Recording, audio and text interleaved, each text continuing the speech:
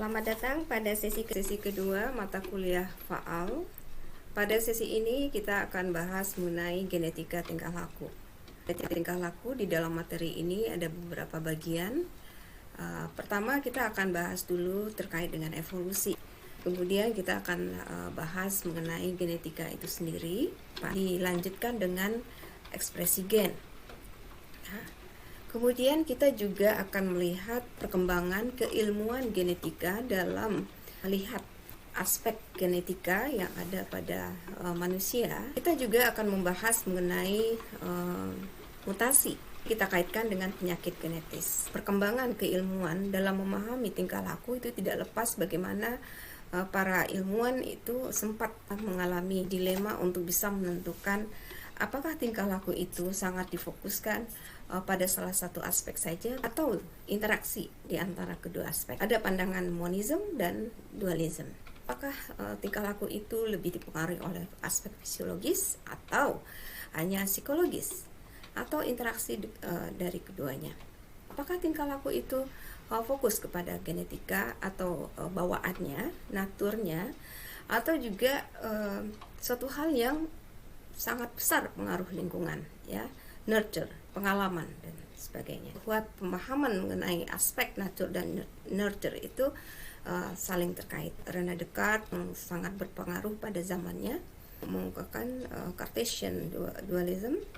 Ada aspek materi dan ada aspek mind, ya. Materi itu diwakili dengan otak, brain, ya. Kemudian juga human mind itu atau pikiran, dua hal yang berbeda. René Descartes mengungkapkan dua entitas ini terpisah di dalam aspek perilaku manusia. Nah, sebagai bukti ada pandangan fisiologis dan psikologis di dalam buku Pinel itu dijelaskan ada dua kasus, ya.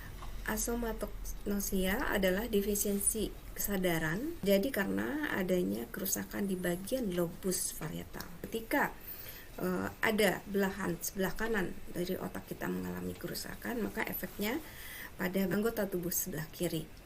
Pada kasus ini, pasien ketika bangun melihat ada sesuatu anggota tubuh yang lain atau benda yang lain yang dia perkirakan itu adalah bukan bagian anggota tubuhnya sendiri.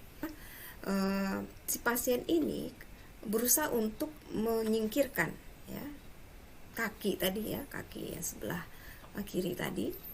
Dia berusaha menarik dan sampai akhirnya dia sendiri pun terjatuh. Nah, dari kasus ini kita bisa melihat ternyata aspek fisik, ya, fisiologis dalam hal ini adalah apa yang terjadi di lobus parietal, ya, itu ternyata meskipun mengalami defisiensi kesadaran, si individu masih mengetahui ada sesuatu hal yang aneh. Artinya ada link, ya, antara aspek fisiologis dengan aspek kesadaran.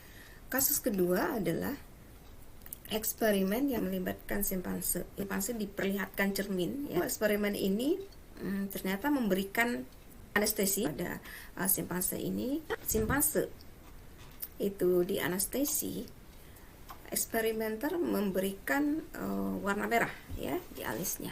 Setelah berakhir anestesinya, si simpanse sadar dan kemudian diberikan kembali cermin. Apa yang terjadi? Simpanse merasa ada sesuatu yang berubah, gitu, ya. Artinya ada sesuatu yang baru di alisnya dan dia berusaha mengamati. Nah, di sini kita bisa melihat bahwa simpanse yang merepresentasikan non-human yang diasumsikan tidak memiliki mind, kesadaran, sesungguhnya dia menyadari. Nah, ini juga membuktikan bahwa ternyata fisiologis dan psikologis itu tidak bisa kita pisahkan. Bagaimana skema biopsikologi dalam melihat perilaku. Ada 3 poin utama. Pertama adalah aspek genetikanya. Aspek genetika ini tidak bisa lepas dari produk evolusi. Yang kedua adalah pengalaman. Ini adalah sesuatu hal yang didapatkan si individu ketika dia berinteraksi di lingkungan. Bayi yang baru dilahirkan, panjang usianya, dia tentu mendapatkan pola asuh dari orang tua, ya. Kemudian semakin dewasa, individu berinteraksi dengan teman-temannya, kemudian di lingkungan rumahnya, dia juga bersekolah. Nah, itu semuanya mempengaruhi bagaimana si individu ini memunculkan tingkah laku. Yang ketiga adalah persepsi. Individu akan mengolah informasi tersebut, ya, tentunya dalam hal ini adalah peran dari otaknya, sistem saraf, ya, Nah, persepsi inilah yang akhirnya nanti menentukan dalam bentuk seperti apa perilaku yang muncul, dalam action yang bagaimana perilaku yang dihasilkan. Jadi ini 3 poin penting yang menjadi dasar bagi biopsikologi. Human evolution. Di sini saya menjelaskan berdasarkan ilmuwan, tidak mengatakan bahwa manusia itu dari monyet atau simpanse, tidak demikian, tapi Anda coba pahami, ini adalah alur dalam menjelaskan peran evolusi terhadap tingkah laku. Teori Darwin, The Origin of Species. Di sini disampaikan fakta-fakta yang mendukung terjadinya evolusi. Pertama, berdasarkan temuan fosil di lapisan geologi yang berbeda, fosil yang ditemukan pada lapisan tertentu, para paleontologis itu bisa menentukan usia fosil tersebut. Yang kedua, itu kemiripan struktur di antara spesies yang ditemukan. Yang ketiga adalah perubahan besar yang terjadi melalui program breeding, ya, perkawinan selektif, ya. Nanti proses persilangan itu bisa dilakukan pada hewan, ya, tapi ini juga pasti efeknya bisa kita lihat pada manusia. Ini adalah pathway of evolution. Makhluk hidup divisionya sangat banyak, ya, ada keragaman. Dari hasil temuan fosil, ya, misalkan fosil ikan diperkirakan berusia sekitar 400 juta tahun yang lalu.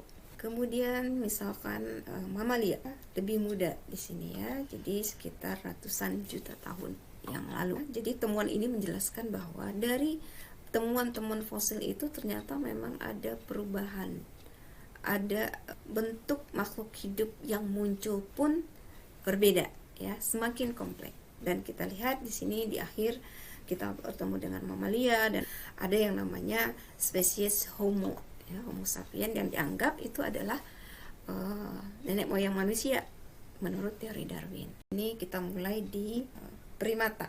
Kalau dilihat taksonominya itu dikelompokkan di orde. Jadi mamalia itu memiliki beberapa orde, salah satunya adalah primata. Ini di bawahnya terhadap beberapa family. Di antara keluarga itu, ya, ada 4 yang paling dikenal: gibbon, gorila, orang utan, dan simpanse.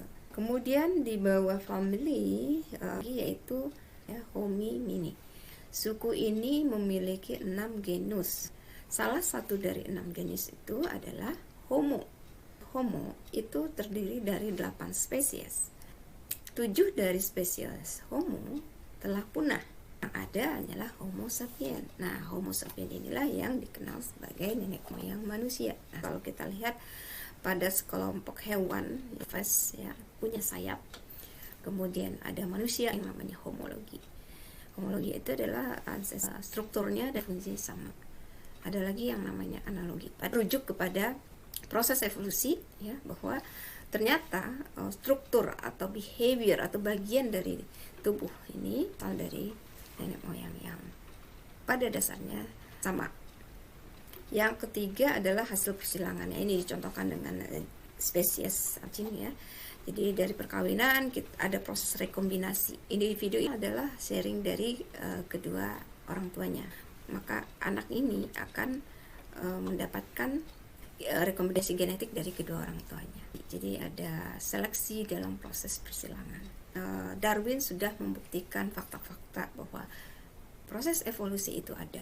Evolusi itu terjadi melalui seleksi alam. Spesies yang bisa survive adalah yang mampu bertahan dan meneruskan ke generasi berikutnya.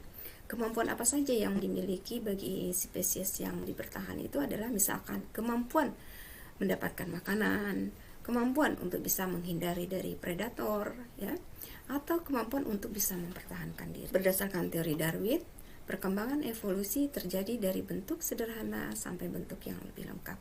Homo sapiens itu ditemukan fosilnya jauh lebih muda dibandingkan sekelompok ikan. Spesies yang derajat lebih tinggi, organ-organnya juga dianggap lebih lengkap.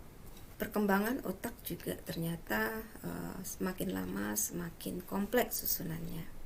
Kita amati dari hewan yang rendah, di sini diwakili oleh ikan, ya, kemudian hewan reptil yang lain, kemudian mamalia, di sini ada kucing ya, kemudian simpanse atau kelompok primata, dan terakhir pada pertama ya terjadi peningkatan ukuran otak selama proses evolusi.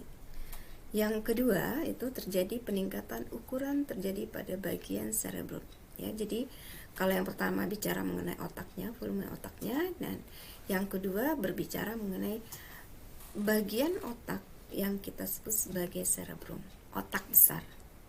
Bagian cerebrum ini ternyata memang memiliki fungsi yang jauh kompleks dibandingkan otak kecil ya, atau nanti ada namanya istilah cerebellum ya. Dan yang ketiga terjadi peningkatan jumlah lipatan permukaan cerebrum ya, ada lipatan. Jadi bagian luar dari brain atau otak kita itu ada yang namanya korteks. Permukaan ini ada celah, ada lekukan-lekukan. Nah, semakin kesini makin tinggi tingkat spesiesnya, memiliki lipatan yang lebih banyak dan artinya memiliki luas cerebrum yang jauh dibandingkan cerebrum dari spesies sebelumnya. Kita mulai masuk kepada bagian genetika. Tokoh utamanya adalah Gregor Mendel ya. Mendel melakukan eksperimen bagaimana penurunan sifat pada tanaman ercis. Ercis ini memiliki variasi yang banyak ya. Karakternya juga banyak, bentuk bijinya, warna bijinya, permukaannya juga berbeda-beda. Mendel mempersilangkan galur murni tanaman ercis yang berwarna coklat dengan galur murni tanaman ercis yang berwarna putih. Turunan dari persilangan ini ternyata semuanya berwarna coklat. Generasinya ini disebut sebagai F1, filial ya, turunan 1. Ada istilah fenotip dan genotip. Fenotip itulah karakteristik yang tampak di luar, sedangkan genotip adalah karakteristik yang tidak terlihat karena gen. Kemudian dia menyilangkan sesama ya dari hasil turunan F1, dia silangkan ya. Ternyata dia menemukan hasil turunannya itu porsinya, rasionya itu adalah 3:1. 3 untuk tanaman ercis di mana bijinya berwarna coklat, dan yang 1 itu adalah rasio untuk tanaman ercis bentuk warna biji yang warna putih. Ya, artinya apa di sini? Ada faktor trait yang disebut sebagai faktor dominan dan faktor resesif. Keterangan ini kemudian dari berbagai eksperimen yang dilakukan Mendel, maka ada beberapa poin penting ya, Mendelian genetik.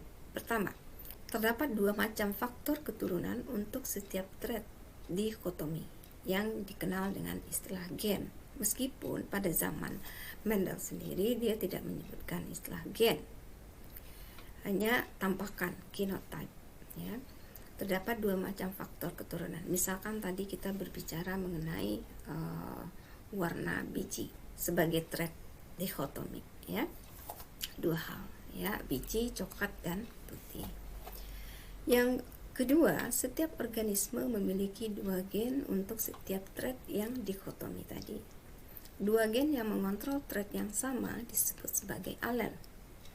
Jadi yang warna coklat tadi itu sebenarnya dikontrol oleh alel 2 ya.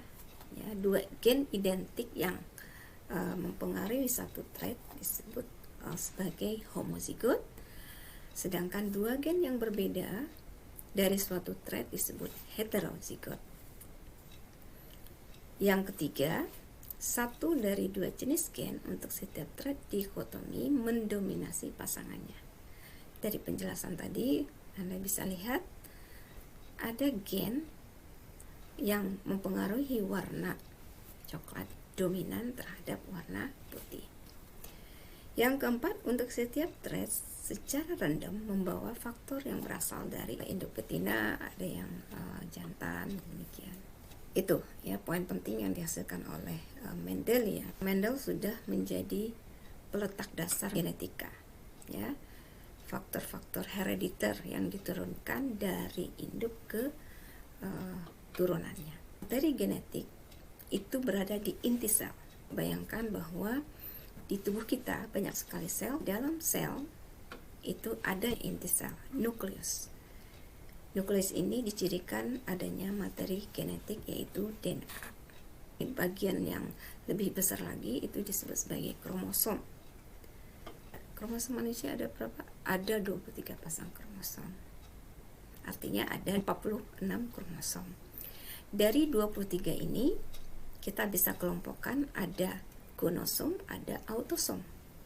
Gonosom itu adalah kromosom seks, sedangkan autosom adalah kromosom yang mempengaruhi sel tubuh yang lain, bukan seks, berarti 22 pasang.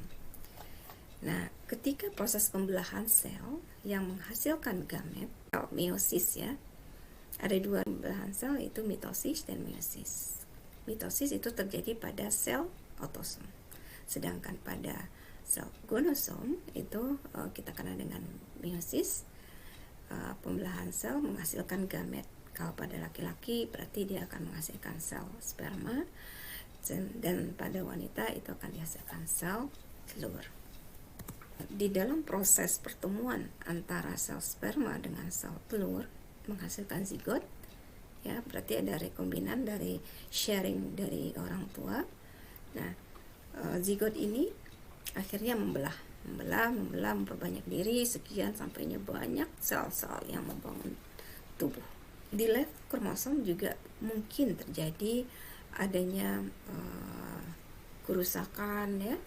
Tapi sesungguhnya sel sendiri sudah memiliki mekanisme perbaikan. Jika terjadi ada kesalahan, maka ada prosesnya sendiri. Tapi di dalam tahapan proses rekombinasi ada yang namanya crossing over di situ. Itu terjadi secara acak. Bisa jadi terjadi kesalahan.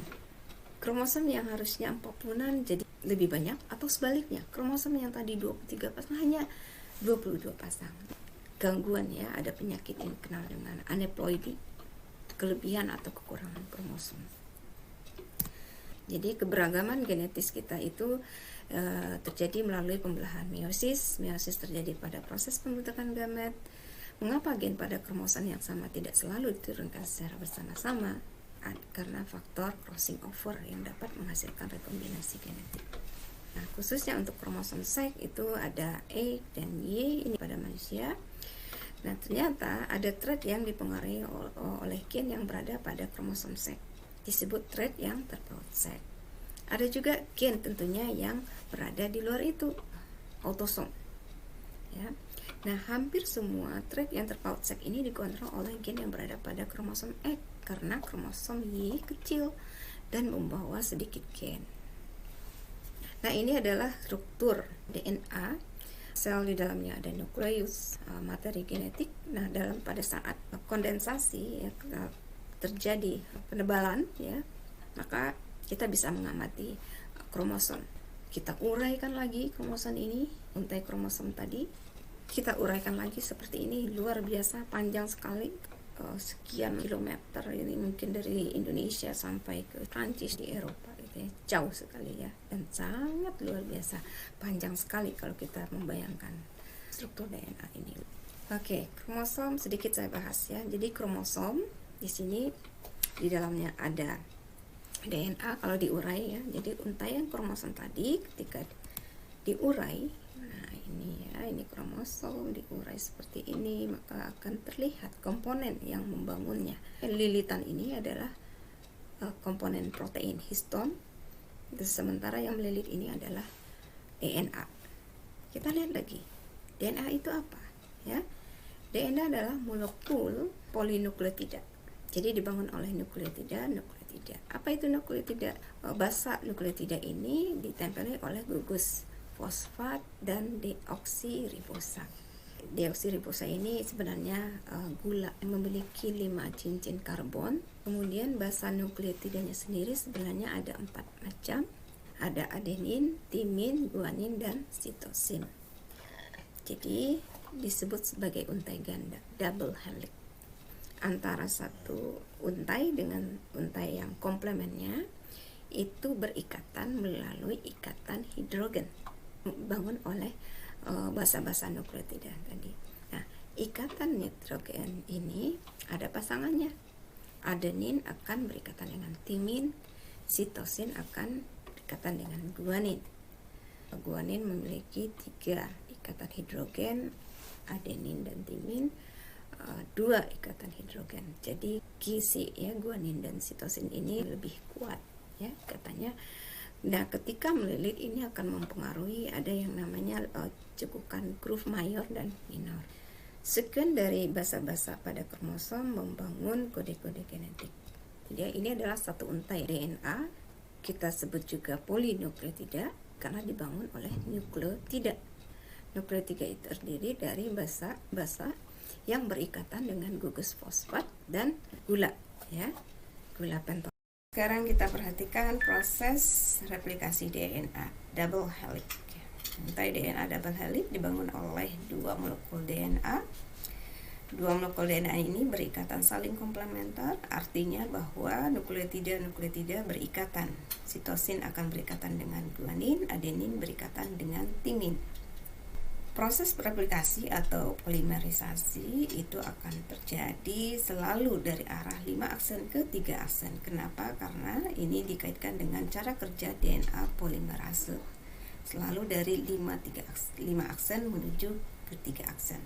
Resikonya nanti kita akan lihat ada kompleksitas pada salah satu untai DNA yang disebut sebagai untai lagging. Baik, ini adalah awal dari replikasi dibantu oleh helikase, maka terbentuklah replication fork. Satu untai yang di atas, perhatikan, ini adalah untai leading. Proses terjadi dari 5 aksen ke 3 aksen secara kontinu. Dibantu oleh DNA polimerase, di sini diawali dengan pembentukan primer oleh primase. Primer ini nanti akan dilanjutkan dengan penambahan nukleotida dari 5 aksen ke 3 aksen. Sampai selesai, maka terbentuklah DNA komplementer yang baru.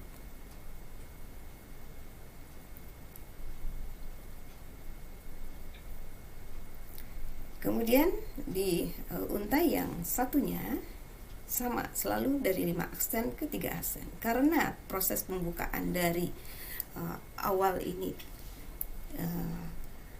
tidak kontinu, kita sebut sebagai untai lagging. Jadi prosesnya dibangun oleh fragmen-fragmen.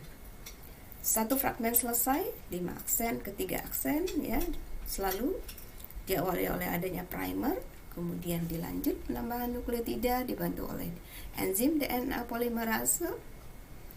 Sudah terbentuk satu fragmen. Nah, kemudian dilanjut lagi fragmen ya, berarti mundur ya, 5 aksen ke 3 aksen, demikian seterusnya. Fragmen ini dikenal dengan istilah fragmen Okazaki ya. Demikian seterusnya. Ketika untai DNA telah terbentuk, tentu kadang-kadang tidak sempurna, maka ini dibutuhkan ada yang namanya enzim exonuklease ketika ada DNA yang tidak dibutuhkan ya, akan dikeluarkan. Dibantu dengan enzim DNA polimerase, bagian yang belum berikatan disambung dan akhirnya membentuk untaian penuh dari DNA. Nah, maka sudah terbentuk 2 untai DNA yang baru, di mana masing-masingnya itu dibangun oleh untai DNA induk ya, jadi disebut sebagai semi konservatif.